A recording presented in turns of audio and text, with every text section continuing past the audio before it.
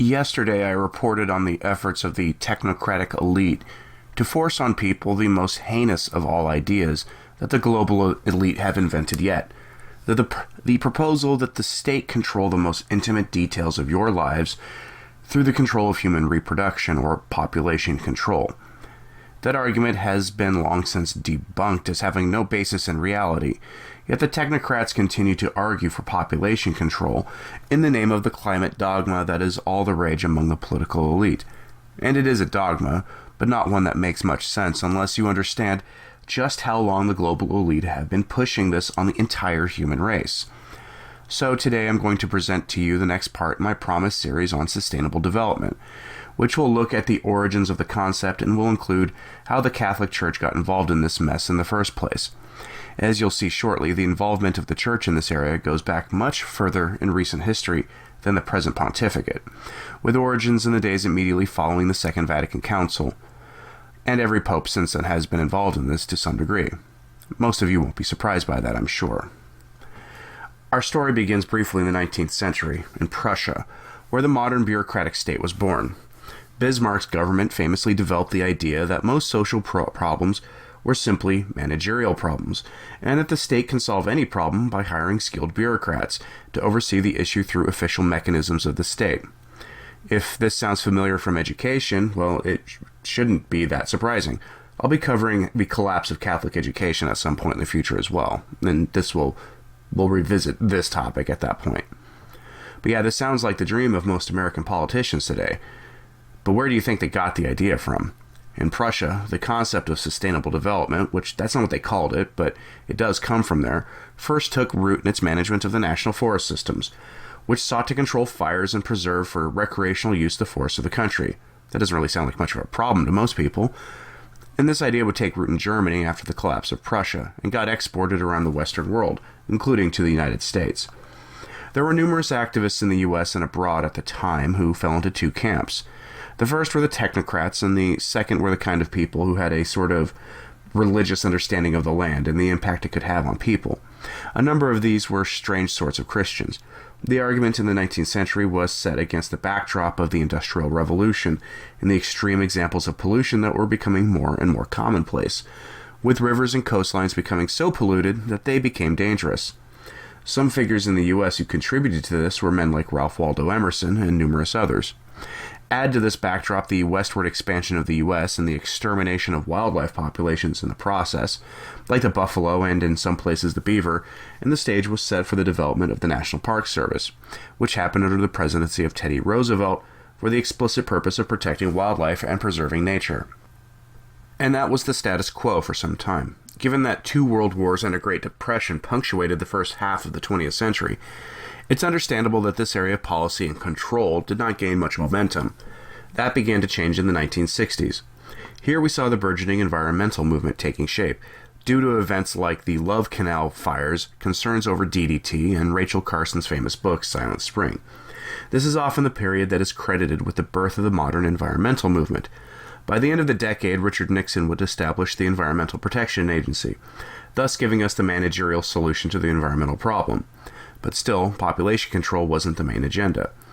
Yes, as you saw with my video yesterday, the proponents of population control began making their arguments really in the 1960s, although there were people also arguing for that long before that.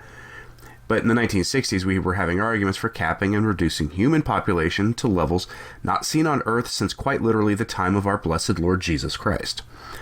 This was itself fed into by the sudden availability of contraceptives beginning earlier that decade. We're talking chemical contraceptives, and their legalization by the Supreme Court in cases like Griswold v. Connecticut. Which brings us to the Catholic Church. It was in this decade that the Church began to dip the red-shoed papal toes into the issue of environmentalism. Pope Paul VI was the first pope to address the UN in any capacity, as far as I know, and one such address was delivered in the form of a message delivered to the Secretary General of the 1972 UN Conference on the Environment. Again, this is Pope Paul VI we're talking about, some 40 years before the current pontificate. Here are a couple of excerpts that will sound eerily familiar to us today in the aftermath of the Amazon Synod. Quote, "Today, indeed, there is a growing awareness that man and his environment are more inseparable than ever.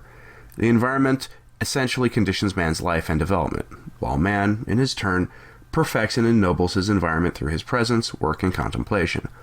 But human creativeness will yield true and lasting benefits only to the extent to which man respects the laws that govern the vital impulse in nature's capacity for regeneration.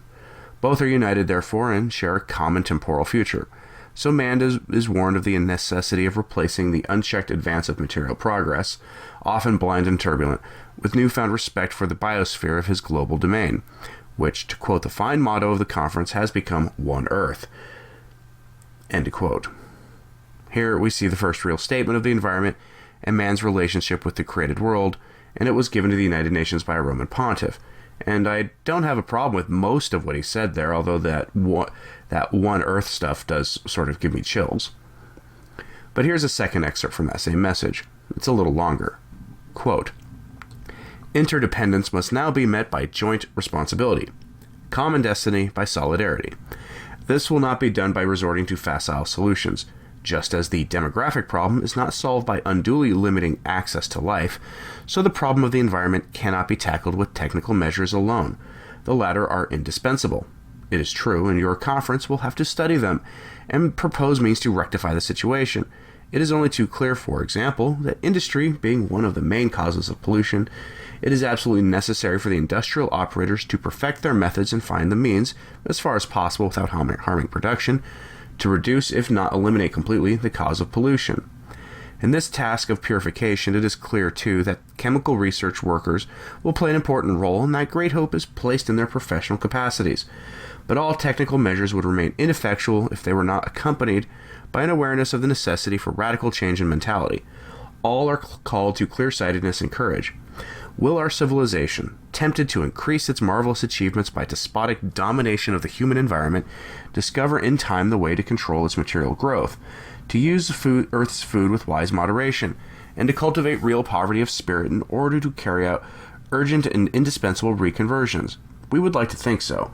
The very excesses of progress lead men, and significantly the young, to recognize that their power over nature must be exercised in accordance with ethical demands.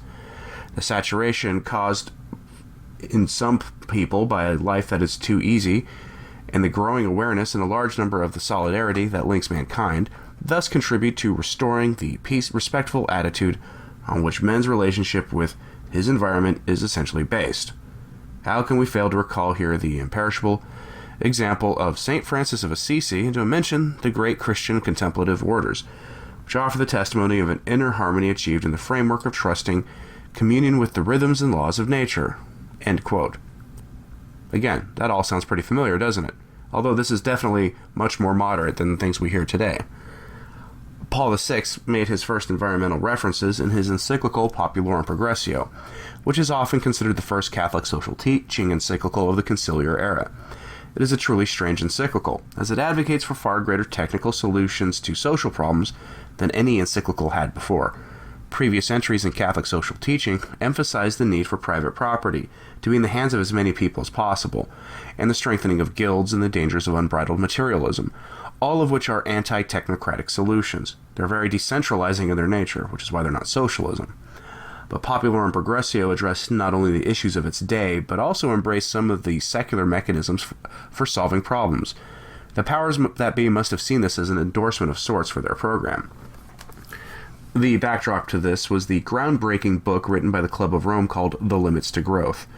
That report has been revisited numerous times, but in essence, it states much of the environmental data we hear bandied about by the media all the time now.